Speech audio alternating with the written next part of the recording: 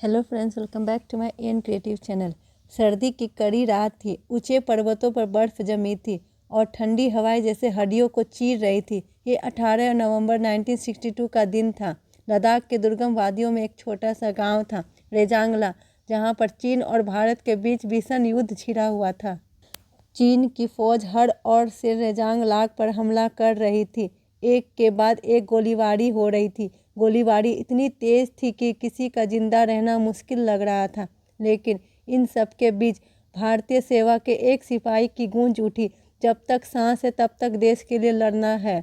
वह कोई और नहीं बल्कि मेजर शैतान। राजस्थान के झुंझुनू जिले के एक छोटे से गांव के इस बेटे ने बचपन से ही देश सेवा का सपना देखा था।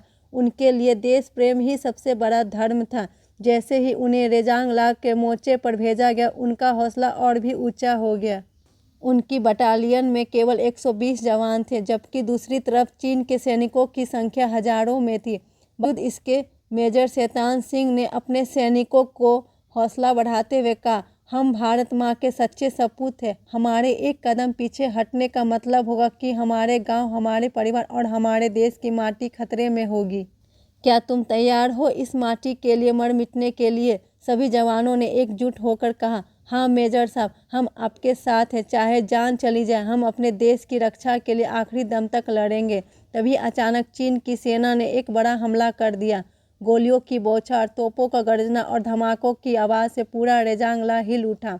एक के बाद एक भारतीय जवान शहीद हो रहे थे, लेकिन मेजर शैतान सिंह का हौसला अटूट था। उन्होंने अपने जवानों से कहा, कभी भी अपने मोर्चे को मत छोड़ना। अगर आज हम टूटे तो कल हमारी मातृभूमि रोएगी। लड़ाई हमारी आखिरी तक चलेगी।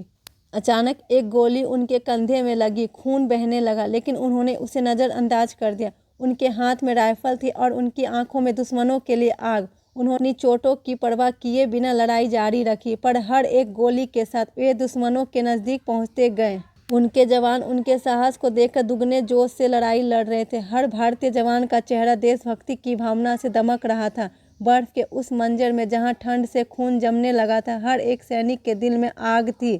भारत माता की जय। जैसे जैसे समय बीत रहा था, चीन की फौज और भी ज़्यादा ताकत से हमले कर रही थी। एक के बाद भारतीय जवान शहीद हो रहे थे, लेकिन मेजर शैतान सिंह ने अपने कदम पीछे नहीं खींचे। उन्होंने अपने सैनिकों को आखिरी आदेश दिया, हर गोली का जवाब गोली से देना। अगर मरना भी पड़े तो इस माटी को छोड़कर मत जाना। जब दुश्मन उनकी ओर बढ़ा, उन्होंने अपने अंतिम बल के साथ राइफल उठाई और दुश्मनों पर गोलीबारी शुरू कर दी। उनकी ताकत अब काम हो चुकी थी, लेकिन उनका जोश वही था। चीन के कई सैनिक मारे गए, लेकिन फिर भी एक गोली मेजर के पेट में लगी। वो घायल होकर जमीन पर गिर गए, लेकिन उन्होंने फिर भी अपनी राइफल नहीं छोड़ी। उनके बचे हुए जवान उनके पास आए और बोले, मेजर साहब, हमें आपका हुक्म चाहिए।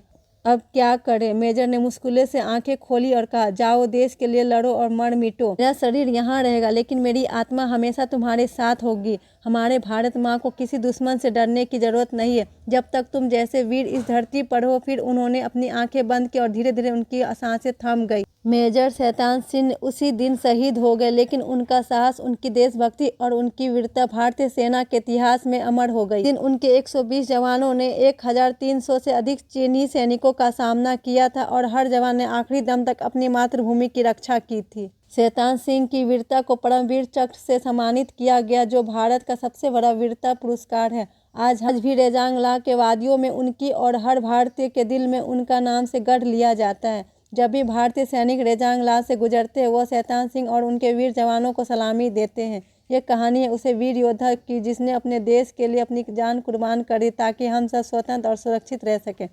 Thank you friends. अगर आपको मेरी स्टोरी अच्छी लगती है तो प्लीज़ लाइक, शेयर, सब्सक्राइब करना ना भूलें। बाय।